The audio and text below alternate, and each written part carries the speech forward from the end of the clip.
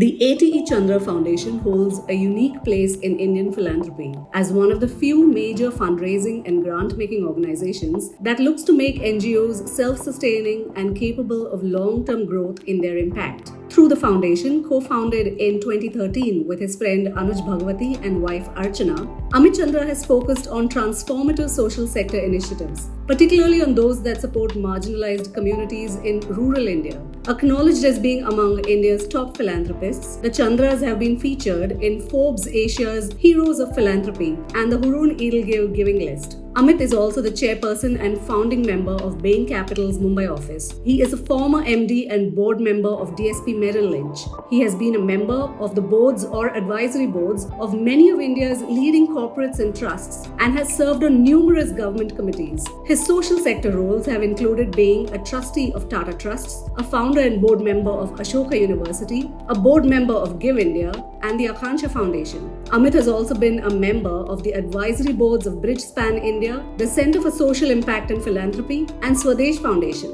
Amit's commitment draws inspiration from a variety of sources. Guru Nanak's philosophy of working with honesty and sharing generously, and from Chuck Feeney's philosophy of giving while living, urging people to give their best while they can. This is the Angels of Mumbai Catalysts for Change podcast, and our guest today is Amit Chandra. Amit Chandra, thank you so much for doing this for us today. Just absolutely excited to have you on the Catalyst for Change podcast. Thank you. Pleasure being here. Diving right into it, you have been wearing so many hats through your career. You've been an investment banker. You started off as an engineer. You've been on the board of so many nonprofits and companies. And you're a philanthropist who is really among the movers and shakers of the space in India today. Can you take us back to any one story or one moment or one experience of your life in any of these sectors that you think really shaped or changed the way you think about philanthropy, about giving? Kavita, I think for my wife and me, we started giving from the moment we got married. And, you know, it was a part of our philosophy, and we weren't earning much at that point of time. We were living as paying guests. So I think it was something that we believed was a responsibility, and so we started very early on. But if I was to go back and look at inflection points, I would say there would probably be two inflection points which made us think about doing things differently. The first was when I met a person called Venkat Krishnan, the founder of GiveIndia, and I realized that there are people out there like him who are far more talented than I am, who are not just more intelligent, but have great character traits and have basically dedicated their life to improving the conditions of people around them. And that actually really struck me, that there is another way to use one's purpose, one's time. And so I think, I was at the peak of my career as a banker at that point of time, but I started doing things a little bit differently way back then. I think the second inflection point came about 2 decades ago, when by then we had started giving more of our both income and time. We never had wealth because we were not inheritors, but word had started getting around, and so a friend of mine, Abhay Havaldar, who used to run General Atlantic company just like Bain Capital, which I started here, called me and told me, there's a book I want you to read, and sent me the story of autobiography of Chuck Feeney, the billionaire who wasn't.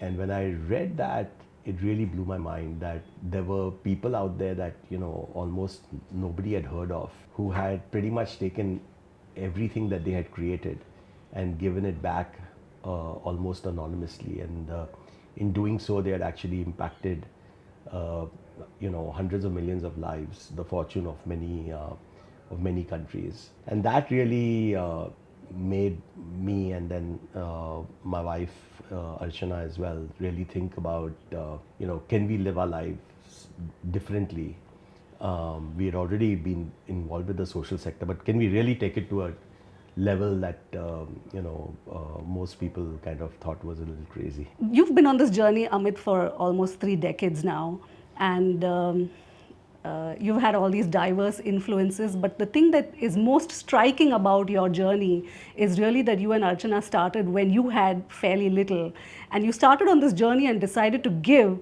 when you didn't have so very much yourself. And now, after these 3 decades, we are seeing probably that those interventions and advocacy that you did then when you started out with Archana, uh, that really redefines who can be a philanthropist, who can be a giver. Uh, that those now we see that a lot of young people, young professionals who have possibly a fraction or a percentage of the wealth that the big industrialist families do, also are becoming big givers. They're doing work that is incredible and impactful despite having less. So this must surely energize you in a way that is very, very special. Do you feel that young people in India are really beginning to look at social impact differently now? Is this something that gives you a great deal of satisfaction? Having seen this 3 decade long journey about how you started when you didn't have much, and now finally we're seeing younger people who don't have so much also coming on that same path. So Kavita, Archana and I don't think we started giving with any deliberate kind of external motive. We did it, I would say, somewhat selfishly. We did it because we thought it was our responsibility. So when you feel you're responsible for something, then you do it, because otherwise you feel guilty not having done it. And I think, speaking for myself, I also did it because I felt very fulfilled doing it. Different people get fulfillment differently. Some people like to, buy a much bigger house, have more cars, buy more houses, and that gives them a sense of joy. I think each person solves for their sense of happiness and joy in different ways. I think we solved for ours in a different way, and but having tasted, you know, blood, if I may use the word, because it's actually exactly the opposite of it. When you saw joy and the, working with the people that we worked with in early days, it actually really fulfilled us, and it made us feel great that we were actually on the right track. And I think that created like a flywheel, of perpetual motion that propelled us to do more and more and more in the years to come, as we were blessed with greater income and greater influence.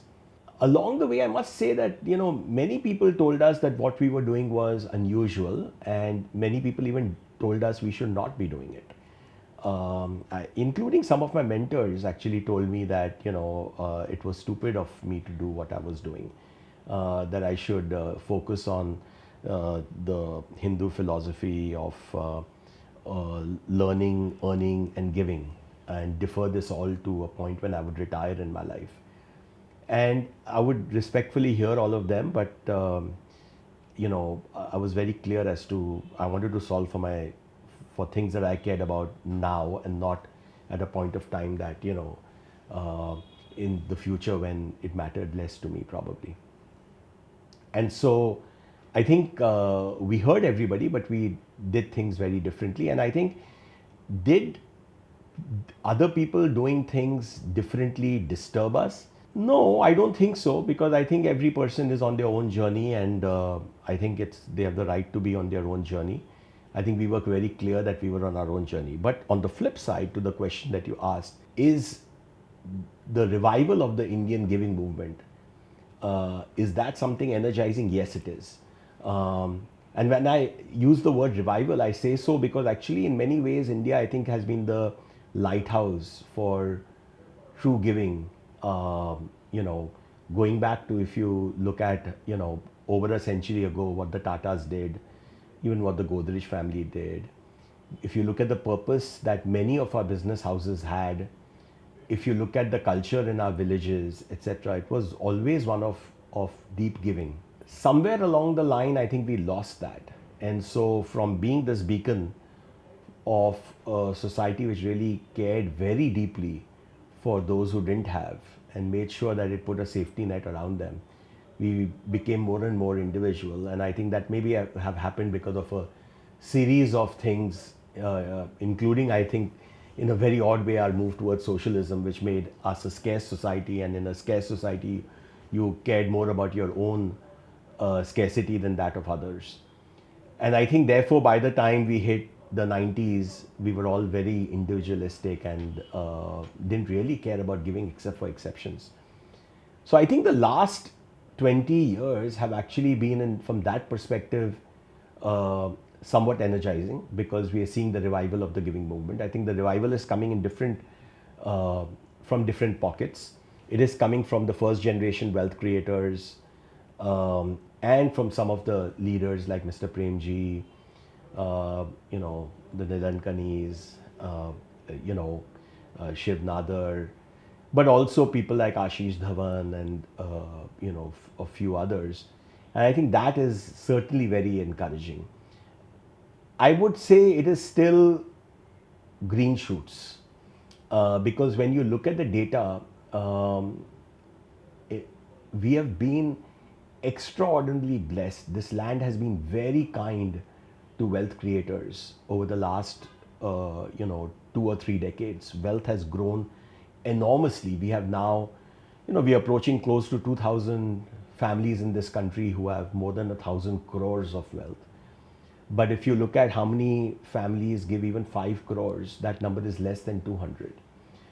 So we are still, the glass is not even, I wouldn't even say half empty. It's got a sip of water in it. And there's a lot of opportunity. And so what's energizing and encouraging is that we are seeing green shoots. But I think we have a long way to travel. I just love the way that you're framing that there are green shoots and that there is a sip of water in the glass. That tells me so much about your approach to the entire sector. But tell me, Amit, is there still a power dynamics problem in Indian philanthropy? Almost as if we were harking back to a very feudal society that we are. Despite the green shoots, there is still a sense that I see that those who are working on the ground, the grassroots people, they are still not able to, for example, get funds for capacity buildings, for training. And power continues to be concentrated in the hands of those who are giving, and that, as you said, is a very small number. So is there still a power dynamics problem, and does this sort of continue to perpetuate some of the inequities we have in society in India, instead of dismantling those? Yeah, Kavita, that's a great question. You see, power dynamics exist wherever you have anything more than one person existing in a construct. If you have even two people, very quickly we will start figuring out, who can exert power over the other person. It takes a lot of time and evolution and spirituality for one to get one to a level where ego becomes completely subservient. And a lot of us try, we go through all kind of meditation techniques and all, and still I think we still falter at it. So power dynamics exist in corporates, they exist in governments, they exist in the social sector, everywhere. So I think the answer to your question is absolutely yes. I think the way it exists, I've seen it in the social sector, is in multiple ways. I think the first is that donors assume that they know the answer to the question, so they are not willing to often listen. At the same time, I think it also exists because the practitioners sometimes think that only they know the answer to the question. So there isn't really a genuine dialogue that happens between the people who might fund something and the people who are doing something. And often the problem is no one is really listening very hard to the community and really thinking about how do I really eliminate the community's problem, as opposed to just make sure that they are on a treadmill where I'm continuously solving their problems on a yearly basis. And I think that has been a big problem, I think, in the social sector in India, which is we haven't built sustainability with the communities we choose to serve. And so many NGOs exist for the sake of the community, whereas they should actually be working to make themselves independent, redundant of the community. So I think the problem of power in some ways exists on both sides. On the side of donors, you touched upon capacity building. So true. Donors think that, they can control NGOs through the funding that they give, and this is a big, huge issue. As a consequence of which, they behave very differently with NGOs than they would in their normal lives, be it in corporate or day-to-day living. So if a NGO wants to feed kids, right, they will ask the NGO, what is your cost of feeding a child? If the cost is 8 rupees a meal, they'll say, I'll give you 8 rupees a meal, right? They will not think about, it takes 2 rupees of overhead to run the organization, that if this organization takes a little bit of money, they'll be able to train their leaders properly, that they will be able to build proper, monitoring and evaluation systems. They'll be able to think about how to do advocacy so that the problem of hunger itself can reduce. All of that requires funding. They won't give the 2 rupees extra so that that cost becomes 10 rupees. They want to give, everyone wants to give the 8 rupee. But this is very different from how they go and buy shampoo or medicines. When you go and buy a shampoo and medicine, you don't ask what's the CEO's salary, how much is the company spending on R&D, how much are they spending on technology, how much are they spending for the future. You don't. You buy the product, you buy the service, and you trust the organization. So this unusual behavior of donors where they starve not-for-profits for capacity is a big, big problem. And that's why one of the things that Archana decided to do long back, mainly because of Archana's being a practitioner, was we decided that we're going to try to address the issue of capacity, the starvation of funds for capacity building. And that was the first area we focused on as a foundation. But it remains a big area. It has improved a lot now. I think it is not uncommon now for donors to give some percentage of their program money for capacity building. But it's still far from optimal, where organizations can actually look to the future and be resilient. There must be some models you've come across that give you hope in terms of exactly what we're discussing, that maybe there are some either people or donors or groups or organizations working on the ground that are able to view this problem from a slightly different perspective and that have actually been able to resolve it to some extent. Do you want to cite any examples that you think? No, there are lots of examples. I think, we have, for example, we started building a cohort of exemplar NGOs about a decade ago. And we started running a series of, I wouldn't call them experiments, but interventions, where we started investing in capacity of different sorts in them. In lots of organizations, we basically invested in, for example, fundraising capability was a big problem in the sector. Everyone, and it's like, if you have anemia, you're not going to be able to go and run a race, right? So we said, let's invest in fundraising capability of organizations. So we did that systematically for, dozens of organizations going back, starting about 10, 15 years ago. Last year, we decided to study what happened to that cohort, and we've actually published that now. It's in the public domain. KPMG helped us study that, and we realized that organizations who invested in fundraising capacity, they actually grew at 3-4% better over long periods of time than those who didn't. So investing in fundraising capacity paid off, and we've tried to, templatize how you invest in this capacity.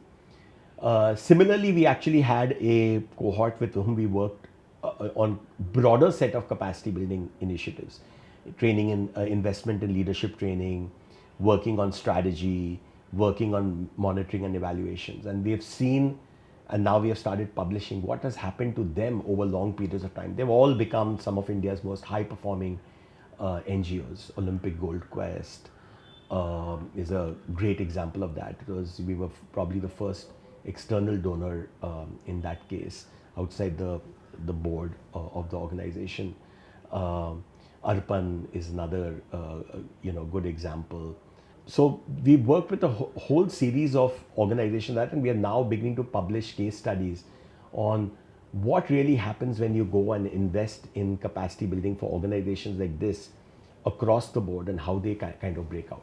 I didn't know about this. Thank you for telling us. I had no idea that something like this has been published. This It's was all fascinating. something that I mean, it started with Archana's own journey in the social sector and her realizing that people were not investing in capacity the way they were investing, and she would hear us, talk about how we are investing in capacity to build for-profit organizations. So it started actually with the dialogue that we had with her, and her own organization is a great example of that, where they, they were virtually bankrupt when she took over, and now they're doing work at a systemic level where they're partnering with the central government and Maharashtra government to to anchor efforts in every public school. Fantastic. Tell me, Amit, if there was only one field or one subject or one um, area of change that you could work on for the rest of your career, uh, would it be environment? Would it be sustainability? Would it be poverty? Would it be hunger? Yeah. Pick one. Yeah. No, I think each person has to decide what they want to choose, and literally, and there's no good answer to this, because I can also tell you the answer might change for people over time. Because when I started, I was a product of scholarships, so I focused on education for the first decade of my journey in the social sector. But at some point of time, I pivoted to working with farmers, and that's been a large focus of the work we've done in the last decade. And if I was to choose one, I would say I would probably choose that area. And the reason I would choose that is actually for two or three reasons. One is the poverty map of India overlaps a lot with the agrarian map of India. Okay. And basically tells you there's something seriously wrong with our agricultural techniques. The second is that it's deeply underserved. So if you look at where money is going from philanthropists and CSR, you find very little is actually going towards working on farmer issues.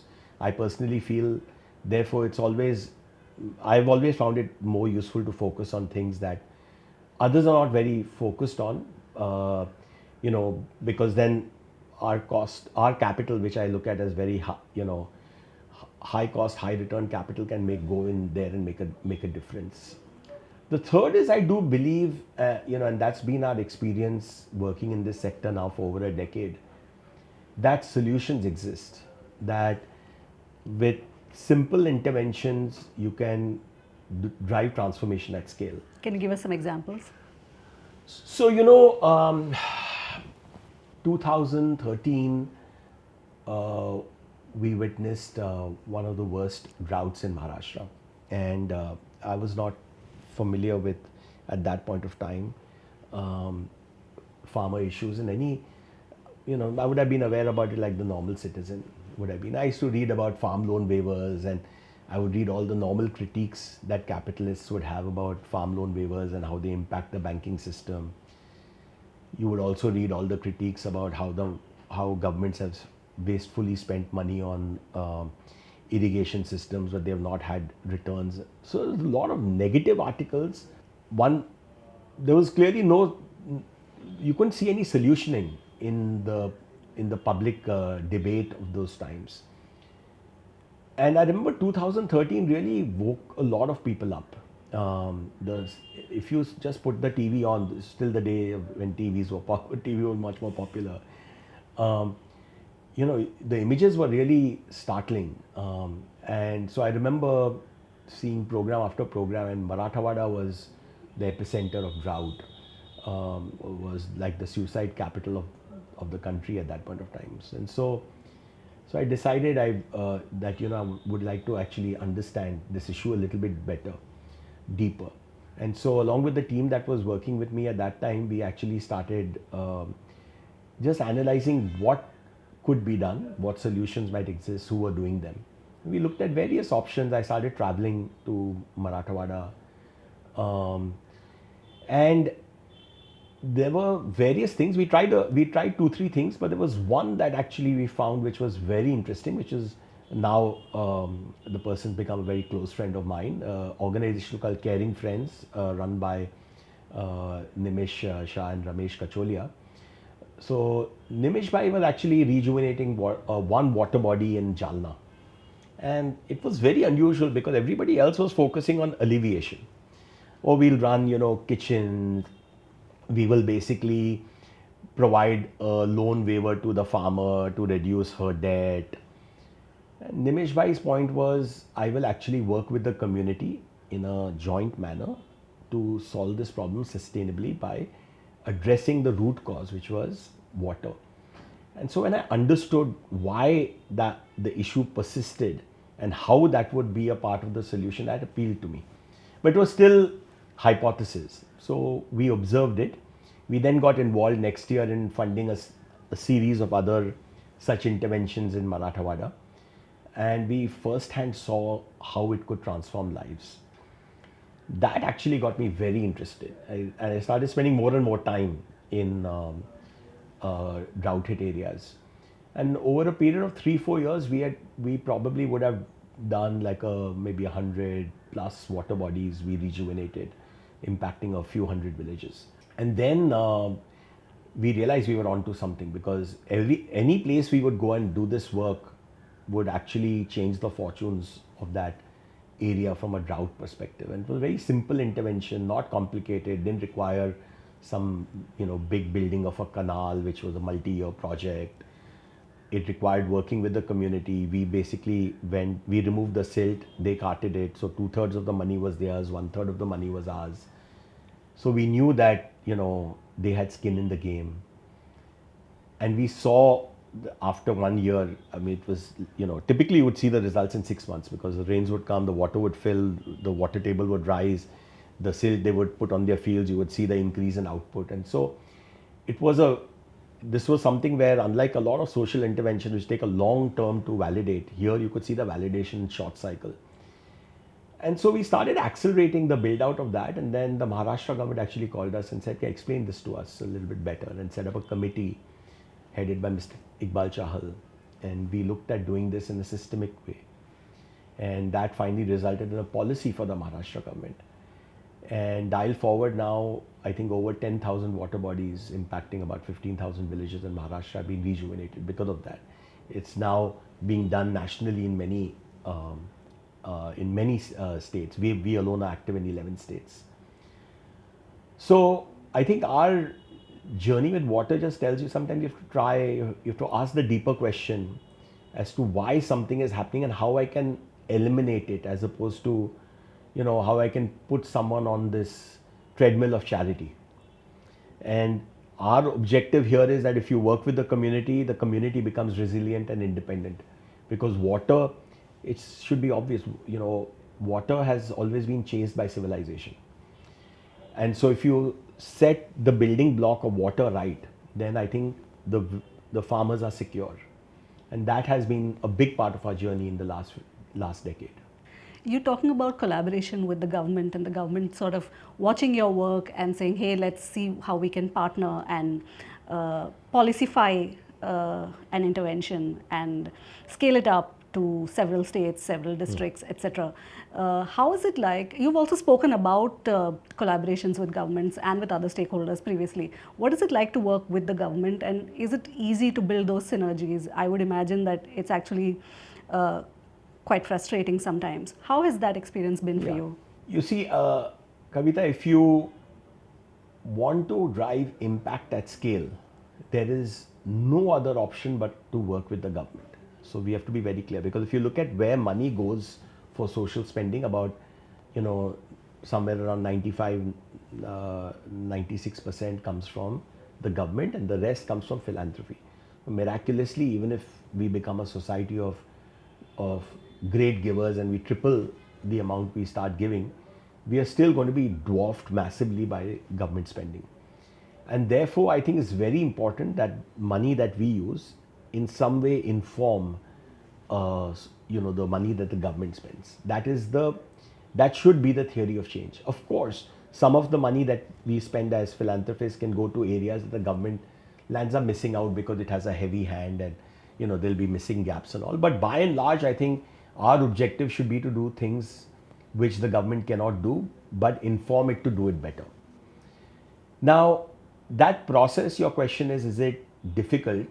Often people will say it's difficult, but you should also put yourself in the you have to step back and say, uh, it is a high bar to win government, credibility in the eyes of the government.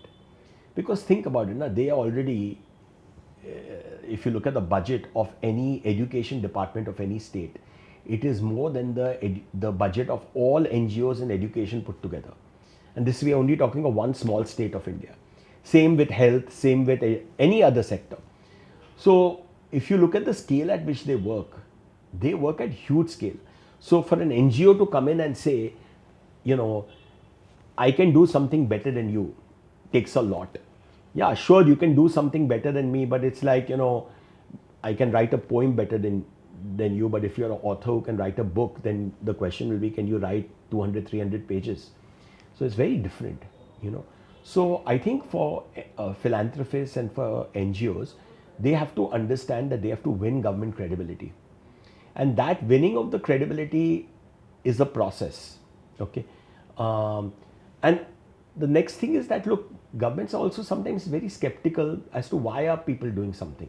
Rightly so, because their system of incentives and disincentives is different from our system of incentives and disincentives. So if some CSR is doing something, it is doing something often because they want their name on the door, etc. So they think about, okay, these people will be in and out. Are they really long-term committed the way we are committed to it? So you have to think about all these issues as well, right? And you have to make sure your interventions are designed in such a way that there is alignment on both the sides. I think once you go past all that, then I think it becomes like working with every partner, because let's be very clear, NGOs can't work with each other either. How many NGOs work with each other? So when they say that we can't work with the government, my first question, do you work with each other? Okay. So it's very easy to say that NGOs don't work with the government. I think in general, collaboration is a tough thing. In general, when you collaborate with someone, it requires give and take. Okay. It requires someone being subservient to say that I'm doing this for the sake of the community. I'm not doing this for my sake. Okay. So I think that often becomes one of the big challenges. Okay. Where people start confusing as to why am I doing this, and that starts causing a little bit of an issue. Also, perseverance becomes a challenge. Governments are often involved with multiple things. Okay. Like if you sit with any IAS officer, you realize that she is running 200 things in a day. Very, very difficult work, right? The thing that you're doing is one of those 200. Okay. So you have to think about how you can make sure that you are making her job easy, so that the thing that you care about gets done at the end of the day. Now, if it doesn't get done that day, you can't say that, oh, she doesn't care. It's just that basically the system is such that they're not fully equipped to care, the way that you are equipped to care, the way that you are focused to care. So I think we have to think about issues like that as well. It requires therefore deep perseverance. We have to be at it for long periods of time. We are about to sign an MOU to support a state to rejuvenate water bodies. If we sign it, tens of thousands of villages will be impacted over 4-5 years. It's taken us 4 or 5 years to do it. We have had two exceptional women on our team who have been at it for 4-5 years. It's required that perseverance. Should it have happened 4 years ago? It could have happened 4 years ago because the need existed 4 years ago. The need exists today. But I think to me, I'm not surprised that it's taken time. It required perseverance. It required building that credibility. It required them assessing us and us explaining to them why we can support doing this. Just because you have good intention doesn't mean someone will say, come collaborate with me. Can we talk a little bit about technology and how technology has changed the philanthropy space, particularly in India and particularly post-COVID? Do you feel that the digital wave that we saw happening in every sphere during the pandemic, despite its promise, did also end up leaving some people out simply because of digital poverty that we continue to experience in India? Do you see that systems change is deeply connected to technology? And do you feel that technology itself needs to undergo some kind of democratization in order to be the bearer of ultimate good news for the philanthropy space? Yeah, great question. I think the answer to all your questions is yes, in a short way.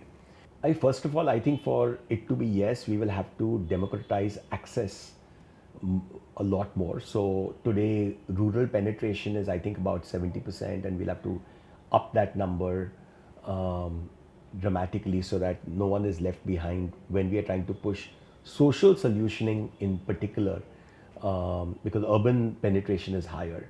So I think that's the first thing we'll have to do. But I can tell you without doubt that, and there's a lot of skepticism out there, but I'll put my reputation on the block to say that there will be two kinds of organizations and individuals 5 years from now. I'm not even talking 10 years from now. Those who embrace technology and those who don't. Those who embrace technology will drive deep impact in the social sector. Those who do not will risk becoming completely redundant. Okay, I see the social sector getting dramatically transformed because of technology. I'm already seeing early evidence of this, and I think the adoption rates will surprise all of us. The most underserved segments like agriculture will start seeing deep embracing of technology at a rapid pace over the next 2 to 3 years. Okay, and I think over the next by 5 to 10 years this will be complete. Okay, and it will start changing agriculture as we know it is today. I've already started seeing it in education. Of course, we are seeing it in higher education, but even at Anganwadi level, I've started seeing organizations like Rocket Learning completely transform how education is happening for how early education is being delivered. So I personally feel that I personally feel that 60-70% of NGOs will become irrelevant. They will exist, but they will basically be largely irrelevant. And same will be the case with a lot of individuals because they will not know how to react to these technology changes, and or they will basically um, believe that it's going to happen much later. So it's for us to figure out which box we want to be in. It gives me a lot of food for thought, Amit, because I might be probably one of the naysayers with technology. Anyway, final question. You should. I believe the best way to assess. So I'm not a visionary. I'm a practitioner, and everything I see is by, and all the views I formulate is by seeing what's happening and talking. Often on some of these things, I talk to youngsters, and that's what shapes my thinking a lot. And it's worth going out on the field and looking at what's happening. Sure. One final question, in very brief, if you can give a message, words of inspiration to any young people who are watching our podcast on Catalyst for Change, young people who want to be in the philanthropy space, who want to do something that creates social impact, what is your message for them? Look, I think first of all, for youngsters today, I know there's generally a lot of anxiety. And part of the anxiety is because of the previous question, which is technology. I think youngsters understand what's happening with technology a lot more than anyone above the age of 35 does. And that, builds this sense of anxiety. But I would say that when it comes to the social sector, if you actually understand technology better, you will actually be very early to the game and you'll be extremely impactful. So any youngster out there who wants to be engaged with the social sector, if you're tech savvy, I can tell you you'll go very far. In general, I would say for anyone who's interested in giving, this term giving is a misnomer because it feels that someone's taking something away from you. It's very important early on in our lives to realize that this is as much about getting than it is about giving, because when we actually start sharing, whether it's our skills or or a little bit of our money with someone else, I think what we do is we build our perspective, we fulfill ourselves. And so the earlier we start doing that, I think the better it is, because I think you realize as time goes by that life is a lot more about just your bank balance. Those are truly visionary words, Amit. Thank you so much for having us at your office today and for doing this podcast with us. Thank you for coming. May you grow from strength to strength, and may you continue to inspire us forever. Thank you. Thank you.